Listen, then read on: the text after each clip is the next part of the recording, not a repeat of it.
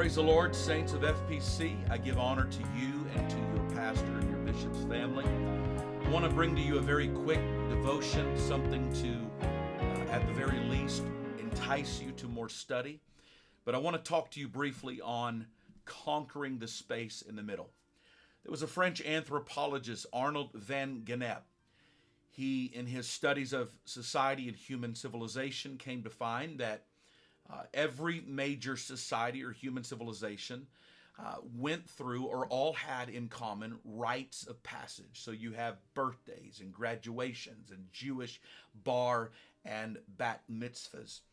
And all of these things, he discovered, were celebratory of marking a transition from one stage to another, 1 year to the next, or adolescence out of childhood and then into adulthood. And so he found that every one of these societies had this in common. And so in these studies, Gennep began to understand that there was three basic stages of passage, and he labeled these. Number one, separation. Separation was breaking from one's past identity. And then there was transition. Transition was the space in the middle. And then there was what he called incorporation, which was one's entry into a new identity. And of course, those were celebrated. Well, this middle area is the area that has probably dominated the majority of my discipleship efforts. It's something that God has dealt with me tremendously about. And it's that transition phase in the middle of those between separation and incorporation that he coined from the Latin word limus, which means threshold, liminality, or the liminal space. And to just better translate that, it means the space between. I'm going to submit to you that in that same fashion that every society navigates those three passages, stages of those passages, separation, transition, and incorporation, so also do you and I. You see, we are, as we see, Egypt was a type of the world. We are called out of darkness into his marvelous light, and we've been given the promises to come of a heavenly body, of which our current body doth groan. But in the middle, from between separation and incorporation, is this liminal space. And one of the great phrases that my people here in Portland could quote in their sleep, that I say all the time: living for God is learning how to conquer the middle. And to conquer the middle, we must become stewards of the process. You see, that's all the liminal space really is. It's the process. It's the development. And unfortunately, as much as we love the miraculous, instantaneous, let there be light and there is light, I hate to break it to us, even though we are aware of this, and we pray for patience all the time. Patience is really a manifestation of trying to navigate the process. I hate to break it to us, but those instantaneous moments of let there be light and there is light, that is not the normalcy or the normal means by which God brings about growth within the Christian life. Instead, we have to submit to the process.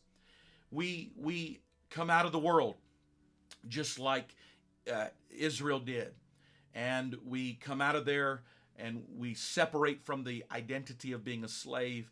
God brings us from there. We find ourselves at bitter waters. He brings the bitter waters to prove us, but we fail the test. He brings us to the mountain. It takes 40 days for Moses to be gone. They're already fashioning a golden calf.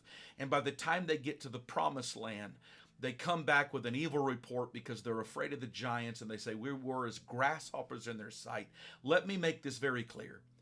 You can't conquer giants if you can't conquer the space in the middle. You see, the problem that Israel had was they could never get the middle conquered, the liminal space, the place of process.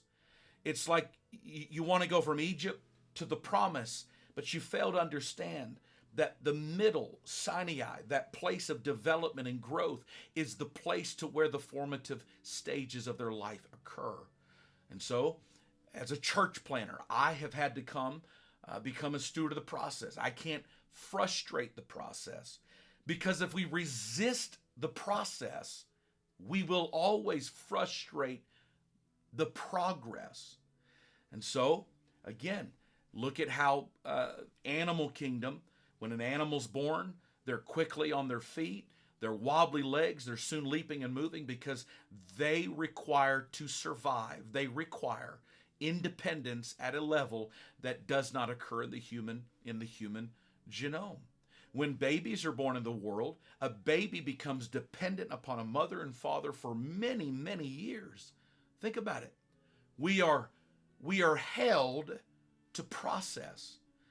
And so I tell people all the time, and this is something, and again, I'm just wanting to kind of feed this thought to you. A lot of young men want to be ministry. Well, I've warned people that you got to be careful that you never seek position without the preparation. In other words, as the pastoral epistle said, that deacons, or those that want to serve in lay ministers, they must first be proved, lest being a novice. In other words, there has to be a space between that we conquer. And so I'm going to challenge you, at whatever day that you watch this, I know the process can be frustrating. I know it can be challenging. I know that spiritual growth doesn't always work on our scale. But what I'm trying to tell you is that if we can ever learn how to root ourselves in the middle ground, in the process development stage, it's that liminal space, that place. If we can conquer it, then we conquer giants beyond it. But why is the middle space so hard? Because the middle space is really more about conquering myself. And so I pray that each of you, that this was a blessing to you. There's many, many hours I could go into talking about this, but remember this: become a steward of the process. The process, while painful, is the true key and means to progress. But if you resist the process of growing, and there is a stage for every area of growth, if you resist that, you'll frustrate progress. But I'm urging you, go find a place to pray and say, God, in the space between what I was and what I want to be, help me to learn how to submit to the process.